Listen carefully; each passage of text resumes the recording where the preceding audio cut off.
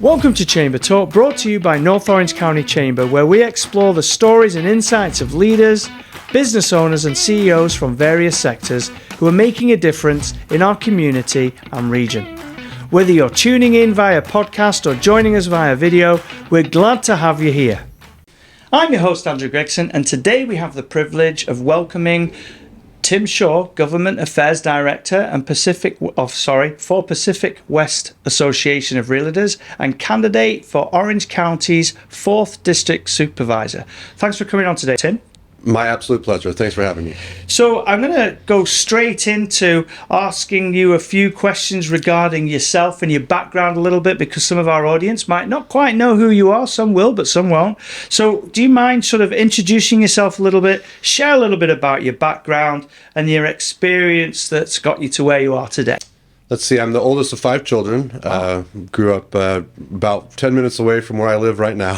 So didn't make it too far, but my father, he worked for the Orange County Healthcare Agency. He was a drug and alcohol abuse counselor. So that's the home I grew up in. Tim Shaw Sr., my dad, I'm Tim Shaw Jr. So Tim Shaw Sr., my father was an employee of the county, so it's always meant a lot to me. But for me growing up, very involved in sports. I played a lot of soccer, very involved in my church. And as well at the time, Boy Scouts. So I got my Eagle Scout award just about the time I was starting at La Habra High School. So that was very formative for me growing up in the Scouts. But if anyone asked me about my life, my background, a very significant thing in my life, right after high school, I went for 2 years to serve as a missionary for my church.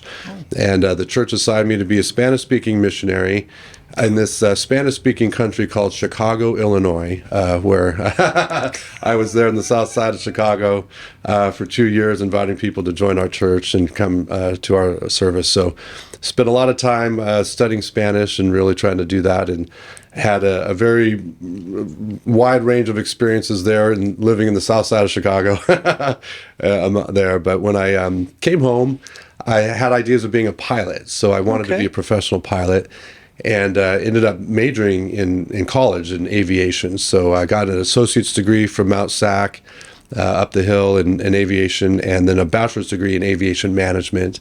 And I was taking flying lessons, got my private pilot, got my instrument rating, and had a lot of fun terrorizing the skies of Southern California in my Cessna, flying around. But decided that I wouldn't actually be a professional pilot, and went back to graduate school. I moved back to Washington, D.C., and got a master's degree from the George Washington University Graduate School of Political Management. There was a lot of fun living right in the middle of Washington, D.C., and studying government, and really enjoyed that experience. But came home, and right place, right time, I got a job teaching American government part-time over at Rio Hondo College over in Whittier. And it was funny at the time. I thought, oh, maybe I'll do that for a year or two, and now it's been 20 years. Wow, that's a long time. Hard to believe, but really enjoyed being a teacher of American government to young people, and having that experience. But on my kind of job side of things, I ended up as an intern for one summer with Congressman Dana Rohrabacher. That kind of cut my teeth in the political world, so to speak, and ended up having a full-time job with Governor Arnold Schwarzenegger. Worked for Governor Schwarzenegger in his downtown LA office. Back then, the governor would have offices up and down the state of California. I believe they've kind of closed them all, but the satellite offices. But I worked for the governor in his downtown LA office. From there, went to work for Orange County Supervisor Janet Wynn. So I've actually worked full-time for the county government there. We used to call it the 5th floor, is where the Board of Supervisors had their offices. They've kind of redone that whole area there in the last few years. But after I worked for Supervisor Wynn, I went to work for Assemblyman Bob Huff, who very quickly got elected to the state Senate, became Senator Bob Huff. So I was his district director for about 8 years. He was really my mentor. He still remains a very dear friend and confidant and advisor. And so I love Senator Huff and his wife May have just been great mentors to me. Then went over to work for the Realtor Association almost 9 years ago now. It's been about 9 years. So that was kind of what I did on that end. But one day I was driving to work, and I get a phone call telling me that La Habra City Councilman Steve Anderson had passed away the night before. Very unexpected, very suddenly, very shockingly. And long story short, I ended up becoming the new city council member to replace Steve, since he had passed away. So I got elected to the La Habra City Council in 2008. And I've held elected office ever since. I'm about to complete 17 years in elected office, which seems amazing. It's been that long, but I was mayor of La Habra in 2012 and again in 2018, and ended up being on the La Habra City Council for a little over a decade, and got pretty involved in regional government stuff. You know, I spent 4 years on the Orange County Sanitation District Board of Directors. That was a lot of fun. It's a great operation there. They're turning the wastewater, into drinking water stuff. And also spent about a decade on the Orange County Transportation Authority Board, the OCTA board. I really enjoyed that as well. I was chairman of OCTA for 1 year back in 2019, and a lot of fun stuff going on there. But when County Supervisor Sean Nelson was going to term out of office in 2018, I was the mayor of La Habra at the time, and I went ahead. I actually ran for supervisor then. So this will be my second time running, if you didn't know. So Sean endorsed me as his replacement, which meant a lot, and all that. There were 6 of us that ended up running that year. I actually came in first in the primary. The mayor of Fullerton at the time was Doug Chafee. He came in second. And so the way that works, if nobody gets over 50% of the vote, then the top 2 from the primary run off in November. So Doug and I ran off again in November of 2018. And do you know, I got 49.6% of the vote. Missed it by that much, less than 1% of the vote. That's close. And in fact, I was in the lead in that election for 9 days after the voting. They kind of, people who watch politics, can see that they count ballots for weeks after the election. So for 9 days, I was, if you went online, I was in the lead. Wow. And then they update the number at 5 p.m. every day. And every day he kind of cut into my lead. And after 9 days, he finally passed me up. So it felt very disappointing, of course, at the time, and just to lose by so little and all that. But as it turned out, I just had gotten my name out in Fullerton, Buena Park, La Habra, Placentia, West Anaheim, all that area. I got approached to run for the Orange County Board of Education. It was not on my radar of something I would want to do or think about doing, but they kind of talked me into it. So I went ahead and ran for that in 2020 and won. So I've ended up being on the ballot in 2018 for county supervisor, 2020, 2022, and 2024 for the Board of Education. So the voters here of North Orange County have seen my smiling face a lot in the last few years. So anyway, I'm going to throw my hat in the ring one more time here for county supervisor. So one thing that stuck out in my mind there, which I would like to maybe just mention in case somebody's thinking something different. When you were mentioning about you worked for Orange County Supervisor Janet Wynn, that was the current Orange Supervisor the first time round. First time, not only a couple of weeks ago. Right? Janet was on the Board of Supervisors, then went off to the state legislature for a while. Yeah. And then just came back. So Todd Spitzer did that too. You know, he was a supervisor, state legislature, back to supervisor. So yes, I was a staffer for Janet Wynn the first time. I wanted to make that clear because that was some years ago. I want people to think it was only yesterday. That's good. That's good. So one of the things that was, you've mentioned here that it's your background, isn't it? And when you look at it, I suppose running the county is just this is an easy way of saying it, but an oversized version of running a city, right? And obviously, being a mayor, being on the council, you have a lot of experience about that. And we asked this to every candidate who's been coming on recently, but what does being Orange County Supervisor mean to you? Like, what is it? It's got lots of roles, it's got lots of different jobs, but what does it actually mean to you as an individual? What's your take on that?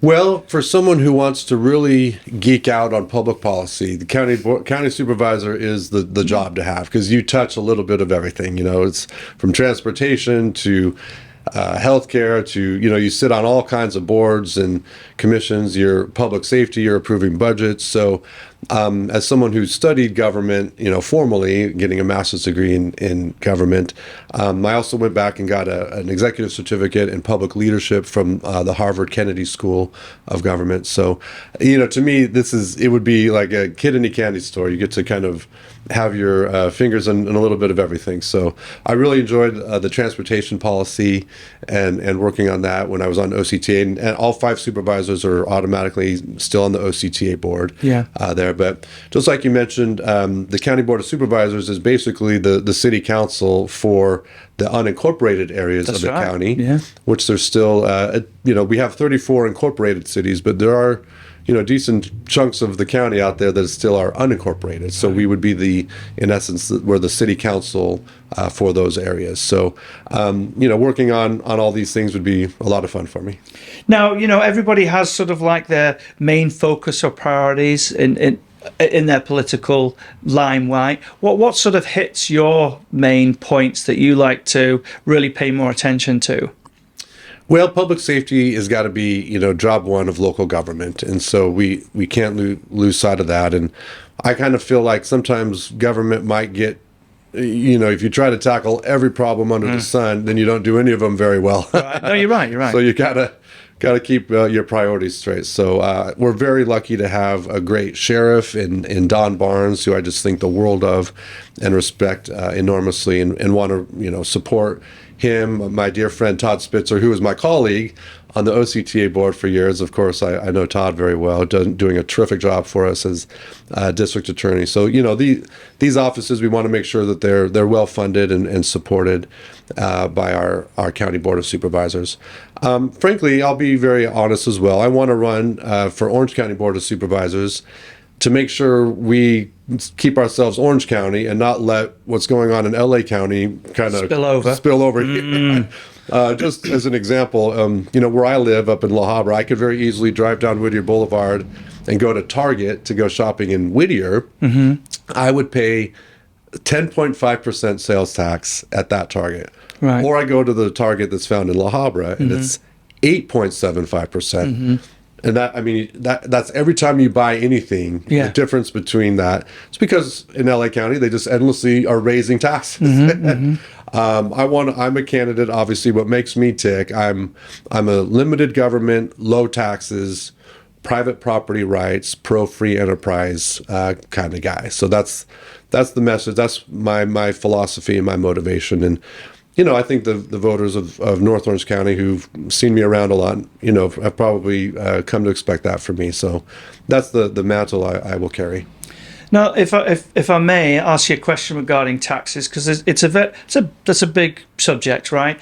And we've seen over the last couple of years that some cities, it's almost like, well, we've got no other option. This is what we've got to do, and so what ideas do you have in order to change what's going on right now in order to keep that tax the same, for an example? Yeah, it's just look around. Every city's raising their sales tax. It's really unfortunate. I actually ran the opposition to the sales tax increase in my hometown of La Habra just last year. So I did my best to get the no message out, but the voters did approve it anyway. But no, we got to stop it. We got to make sure on the spending side of the equation, we're keeping our spending under control and not letting the easy answer, of course. I mean, I got elected and took office in December of 2008. And I remember walking into the city manager's office. Oh, congratulations, Tim. Welcome aboard. We're having this thing called the Great Recession right now. We have to do mid-year budget cuts, and it's ugly. I mean, I walked into a situation that was very brutal and ugly. And, we just found a way to trim the sales and to get the spending under control. The easy answer usually is to raise taxes. Yeah. So I hope, it's kind of like that should be the absolute option of last resort. Right. And I'm afraid that's not always the case. Now, we often hear that sometimes it's the amount that we pay, that Orange County pays into our federal system, is we get very little back. Is that something else that like on your mind there? Or? Oh yeah, I mean, Orange County is a donor county. It has to do with how, what happened after Prop 13 and the formulas that got put in place at the time about how property tax would be allocated. So the county government lives off of property tax, and so you see how that property tax gets divided out. Lion's share, a lot of it goes to the schools, of course. What ends up happening in some places, like let's take Newport Mesa as an example, the property tax is so high because they're right on the beach that the school district there in Newport Mesa just gets funded by their local property tax. They don't get funded how most school districts get funded with the average daily attendance. Okay. So they are just, because their local taxpayers are paying so much.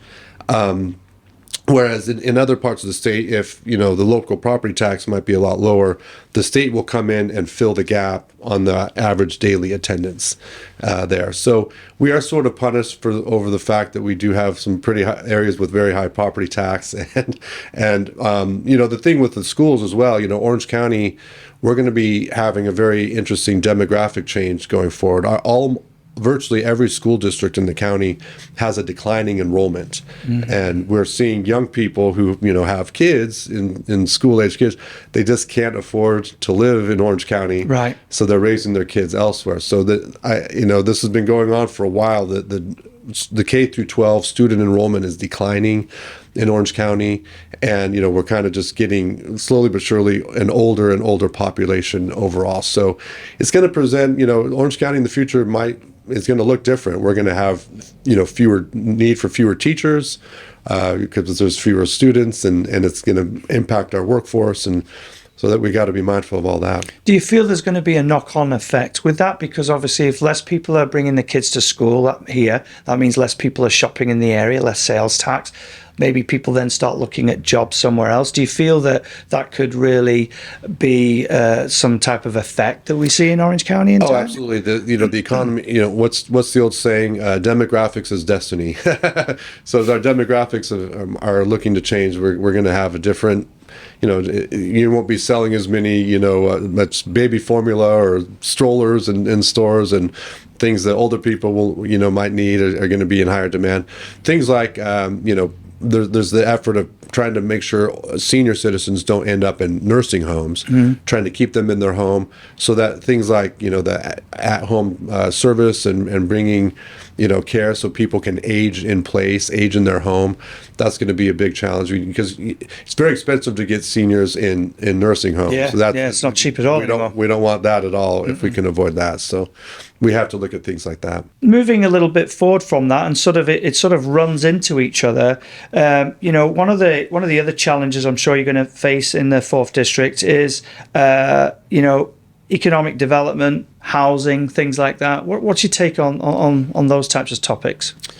Well, for my day job working for the Realtor Association, I deal with everything. Many times, yeah, and many times a year I'm sitting in presentations by top economists talking about the housing market in California. So I think to my knowledge, it's universally agreed upon, we have a profound housing shortage across the state of California. And just like in, the market is supply and demand, and we just don't have enough supply for our demand. And so we've just seen prices go up and up. And, you see just what it would cost for, a median priced home in Orange County. It's just stunning. So what ends up happening, of course, people that can't afford a home, they're moving in with their relatives, right. and we're kind of seeing the number of people per household is actually going up, increasing, because people are just smashing into the housing they have with their cousin or their grandma or whoever. So and that presents different challenges. And in the neighborhood, you have more cars trying to be parked on, and a lot. That's true. More on streets, right? And I get that. Yeah. So it's everyone in theory agrees with the idea, I think, of a more housing supply. But when it becomes, okay, well, let's build housing right here. Oh, no, not here. Yeah. Not in my backyard. Yeah, exactly. We get a lot of that. Same with other things, homeless shelters. Well, we need a homeless shelter. There's nowhere near me. Let's put it over there. And so that's always the challenge to try to overcome. But, it can be done well. Like where my office is over by Angel Stadium, if people ever go around there, they call it the Platinum Triangle. a lot of really, I mean, big, dense, apartment buildings and big projects. There's a lot of people living right there around Angel Stadium now. And, and I go there to work, to work. And, I mean, it kind of is a vibrant thing. There's a lot of restaurants now, and you can walk to the Angels baseball game, and it's kind of a cool thing. My wife wouldn't want to be living there with our kids, but Sure. for some people who maybe younger professionals, maybe they don't have kids, kind of that kind of living is attractive for some. Do you feel that might be somewhat of the way forward a little bit? Is the American dream used to, as we sort of are led to believe it is, you finish university or college, then you get a job, then you buy a home, and so on and so forth. Do you feel that we're becoming a little bit more European, where people are thinking, well, actually, maybe it's more we're living in apartment complexes and things like that, and then maybe one day moving on to a home, which then eases that? Yeah, I mean, again, it won't be for everyone. I know, like, my wife loves having the backyard or the front yard, but where we can get, higher density housing, especially around things like a train station, right? So younger professional, maybe they work in downtown LA, they can just we have that over in the Fullerton, area around the Metrolink station. So when I worked for the governor in downtown LA, I took the Metrolink train. It was great. You hop on there. You don't have to worry about traffic, so you get, it's a way to get cars off the road. It's better for the environment. There's a lot to be said about that. So, it wouldn't be for everybody, but if we can get those kinds of opportunities, it takes traffic off the road, and it gets a roof over a lot of people's head that way. So you said something interesting a moment ago, which I totally believe is true, is that that you have more people now living in one home dwelling, right, than you ever did before, because they're being forced to. You don't think by any chance America's or California is going to take out of England's thing there and start poll taxing everybody with how many people are in the home, do you? I don't think so, but I'm glad you brought up England. I want you to talk more, because I love your accent so much. It's not about me today. But so anyway, Moving on a little bit about, many residents are concerned about homelessness. It's everywhere. And you touched on it a moment ago about how, there's a lot of cities are forward thinking, how they've brought up some type of shelter or help. But then in Orange County, especially if you're looking after the 4th district, you've got a lot in your district, but then other districts are like, oh, we don't want them in our backyard. Yeah. How are you going to proceed with that? Well, there is sort of a shift underway when it comes to homelessness. Back when I was still on the city council, we'd had a court ruling that came out of Boise, Idaho, where the Ninth Circuit Court of Appeals basically said cities can't enforce their camping ordinances if they didn't have sufficient number of beds for their homeless population. So in essence, that Boise case made it almost impossible for cities to say, hey, you can't just be living in our park. Right. So they were, you saw it was everywhere. We just recently had a case that came out of Grants Pass, Oregon. The United States Supreme Court basically overturned that decision and is allowing some more enforcement. So there is now a different legal environment we can operate in local government. Another big thing, I'm hearing the governor talk suddenly very differently about homelessness. Obviously, Governor Newsom has ideas of being president of the United States, and he's realizing he's got a problem in that there's pictures of, huge homeless encampments across California. So I think he's really going to make a different drive as well. So I feel that the world is changing on us right now on how we can address homelessness. But the cities of North Orange County have done a terrific job, and I'm proud I was part of the council in La Habra at the time when we were partnering with our neighboring cities, and we have beautiful, great facilities in Buena Park and Placentia, and it was fun. I was mayor of La Habra in 2018, and Judge Carter asked all the 34 mayors in Orange County to come into his chamber. He had a court hearing. There was this case on homelessness. So me and 33 other mayors went into Judge Carter's chamber, and he kind of let us have it there. So I felt like we were being called to the principal's office. And he did actually say, North County, you guys are doing, he really gave it to the... You're all stood at one side of the room. So I was like, phew, thank goodness I'm from North County. So, but things like the idea of people in one city, you pick up your homeless population and drive them off and let them off into another city. He said that is not happening anymore. That if I hear about that happening, I'm really throwing the book at you. So.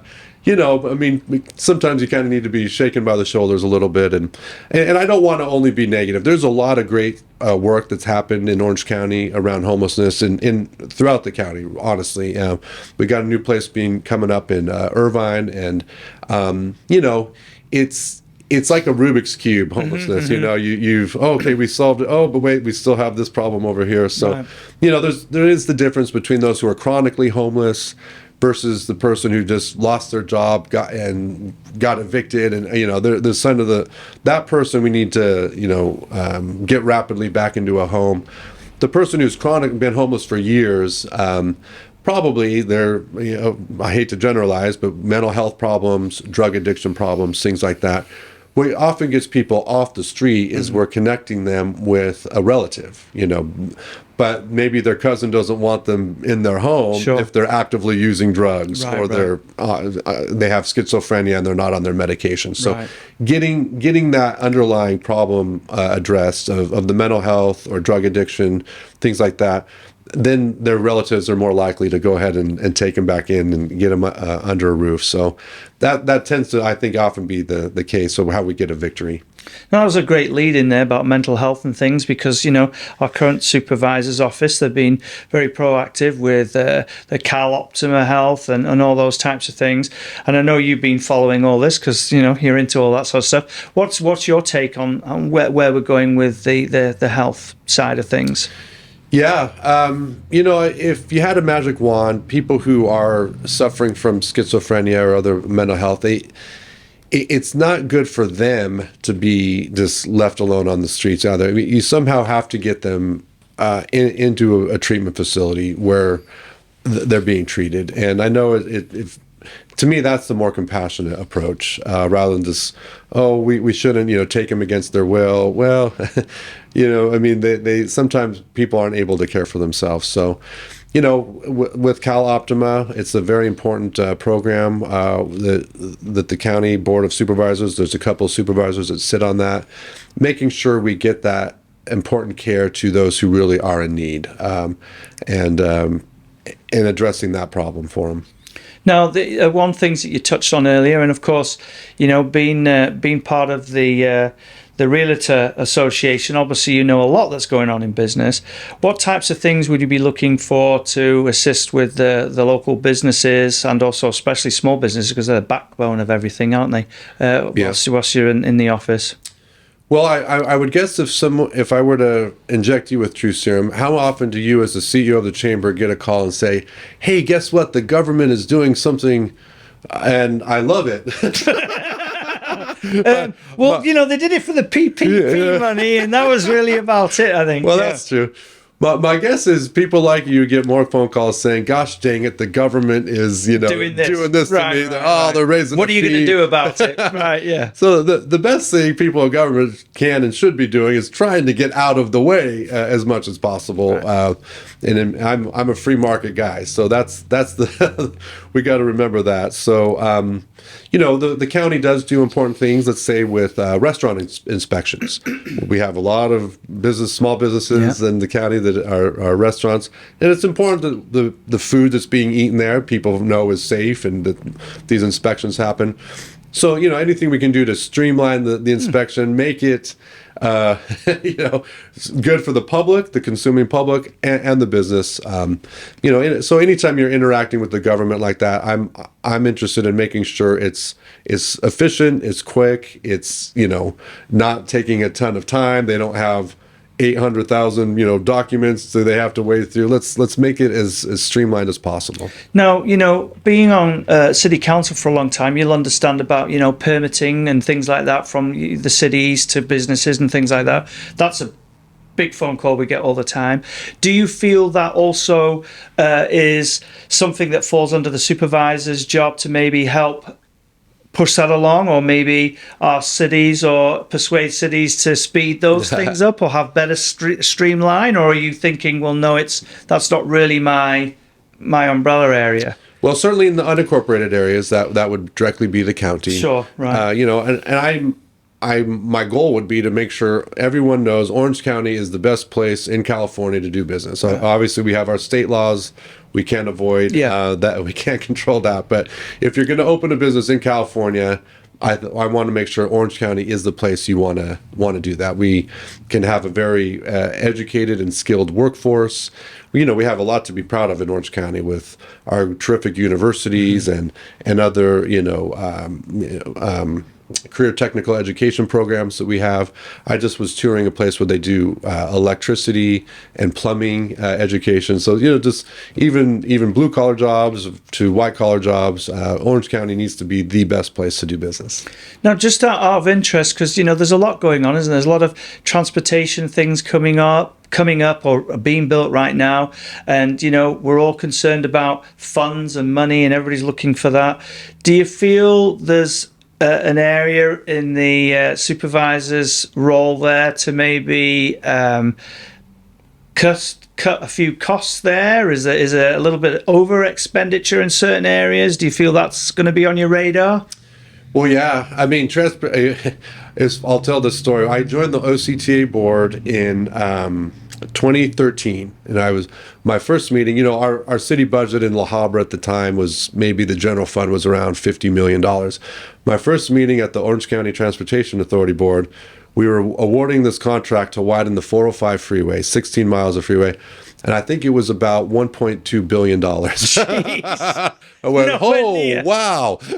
Now the numbers are really, I'm like, is this a mistake? Did you put too many zeros? No, that's how much it costs. Wow. I mean, it's shocking how expensive it is to do something like add a lane to a freeway. And I mean, we have all these well-intentioned laws. NEPA is the national law. CEQA is the state law. Okay, we have to study the environmental impacts of things, but it creates so much paperwork, studying, delay, that by the time you have to go through all of that, and now you're just finally pouring concrete to widen a freeway. I mean, you've spent hundreds of millions of dollars. Wow. And, California just as a whole needs to find a way to build things better and cheaper. Mm-hmm. I was reading a story recently. This people might be interested to know this. More solar panels get built in Texas than in California. Really? And you say that can't possibly be true. Right? All the environmentalists are in California, right? In Texas, come on, they don't. But it's just so easy to build things in Texas. Right. There's less control. They're not ideologically or philosophically driven by green solar energy or what have you, but it's just so much easier to build. Right. It's easier to build houses, easier to put solar panels up, right. All that. So overall, CEQA reform has been talked about forever. Someone's going to say you're weakening environmental laws, and so that becomes it's politically very difficult to be seen as the guy who's being mean to the environment. But hopefully we can find a way, because it is shocking the amount of money that gets spent to do things that shouldn't, like widen a freeway. Everyone wants us to do it, but good grief, it's just so expensive. But, having said that, transportation is a big important thing for us, and it's very important for the business community. Obviously, being able to move people and goods across the county and not just be stuck in the terrible gridlock. And we do have a lot of good, exciting things going on. Even in North County, there's a lot of work going to be happening right now on the 91 freeway. And I was leaning all over the staff years ago to get the truck climbing lane on the 57 North up through the Brea Canyon. When the big trucks come, start up the hill, they go slow.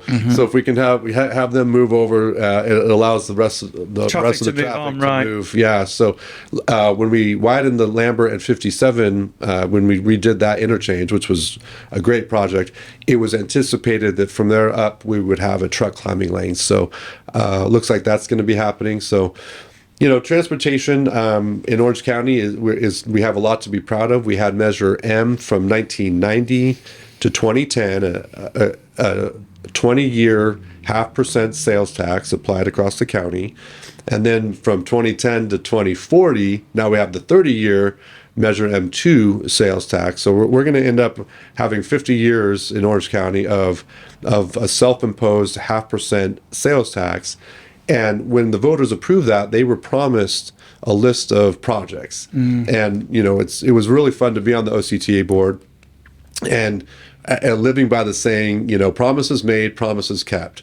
We promised you we would widen the 5 freeway. We promised you we would widen the 405 freeway. And here we were making good on that. So there's the checklist of promises, you know, the list of promises that were made, and we're slowly but surely checking them off on promises kept. So as you go around Orange County, you'll see, you know, right now there's the work on the 55, getting that widened, all in accordance with the promises that were made. Another thing that really helps us in, you know, like in a city like mine in La Habra, where there is no freeways, is what we call the signal synchronization. So as you're going down, let's say we did this on Imperial Highway. So as you drive down Imperial Highway, they want to have the lights timed just so that hopefully you just keep hitting green lights. It's when you have to stop all the time at red lights.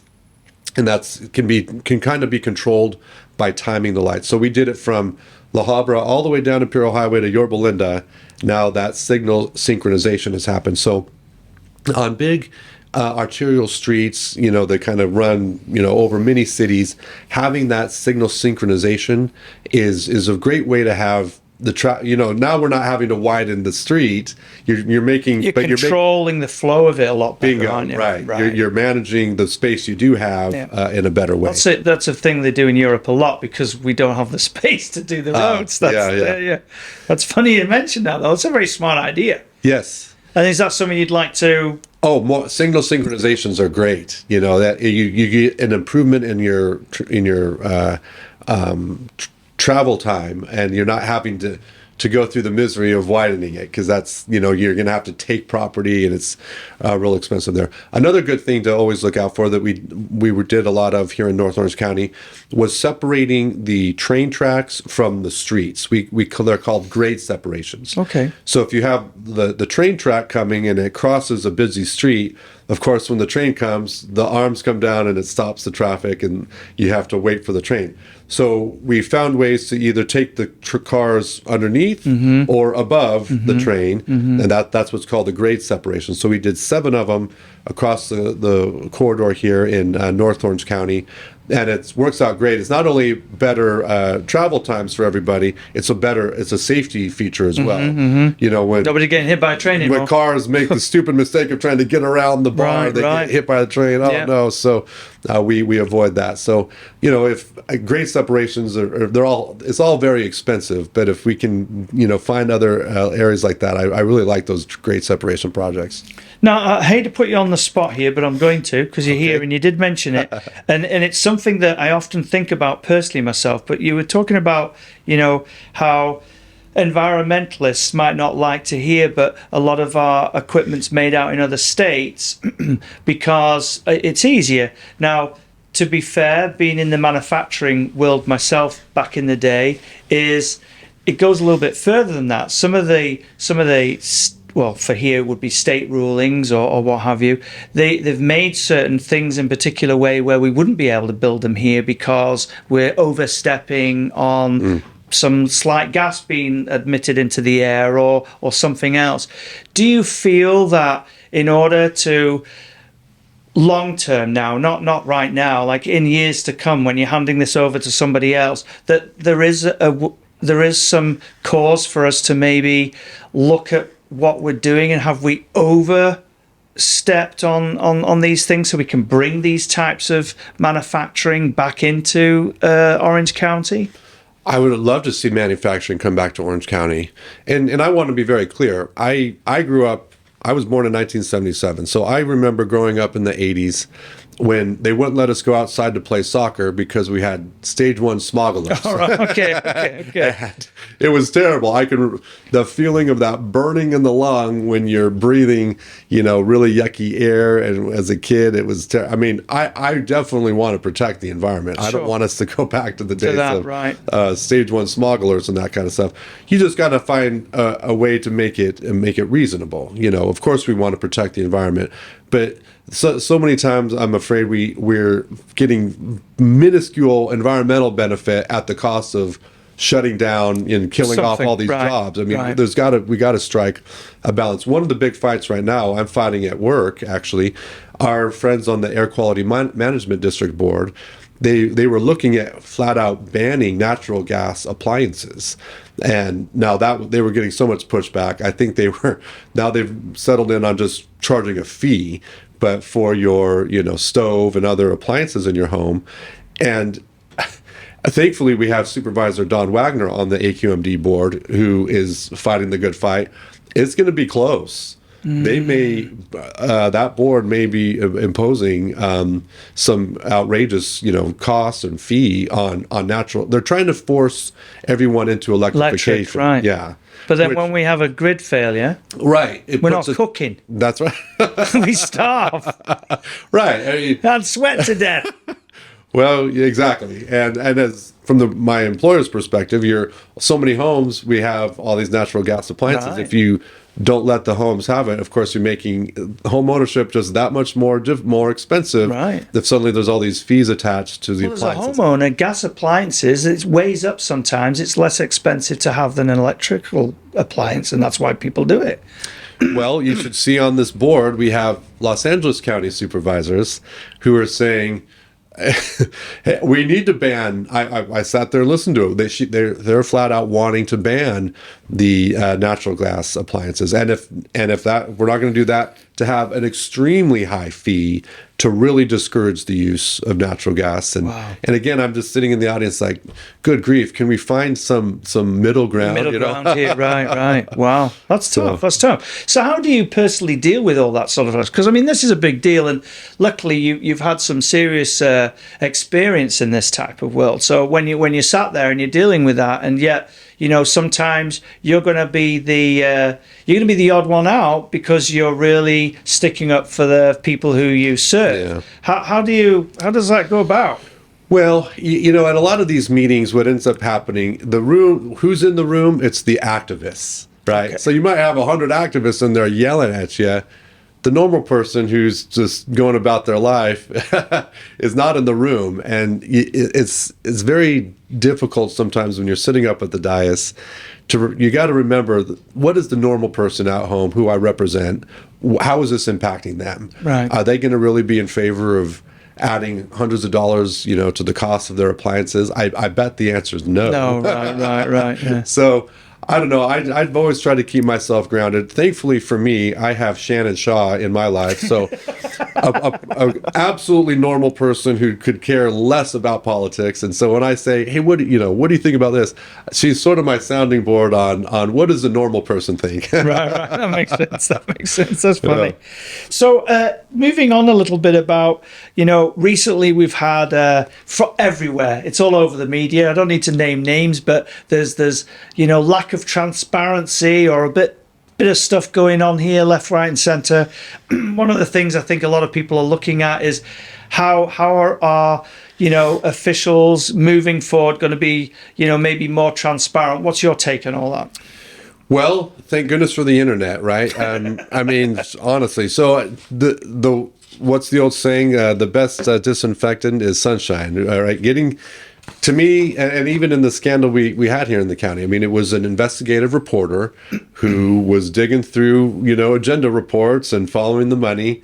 And, sometimes it's only that one guy who kind of puts the sunshine on an issue. So making good use of the internet, putting everything out there online as much as we can, and we hopefully have a good group of journalists out there and bloggers. I mean, there's just citizen journalists out there keeping an eye on our politicians and how they're spending taxpayer money. you can't pass a law saying, "Hey, I order you to be ethical in your life," but of course, but hopefully we're all remembering why we ran for office and why we're holding office. It's not to just enrich your relatives and yourself. I mean, you got to approach it as public service, and I believe I would do that. Now, just that was a great lead in that without you even knowing it. So if people want to actually learn more about you, I believe your website is at shaw4oc.com, is that right? Yes, it's not live yet. We're working on it very soon. Shaw, the number 4oc.com. My personal cell phone number is 562-277-8056. Happy to get a text or a phone call from anyone if they have a question for me. So I think I'm a fairly open book, easy. Hopefully I'm easy to reach and happy to talk with anyone.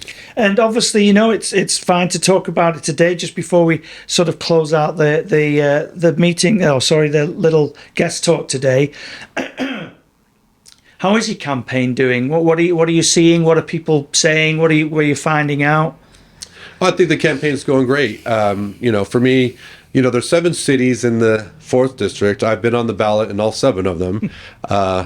My dear friends who are in the mix as well, they're on the city council, which is great, but there's 6 cities that have never seen these guys. So, I think for me, I've been out there a lot, having run 4 elections in the last 8 years.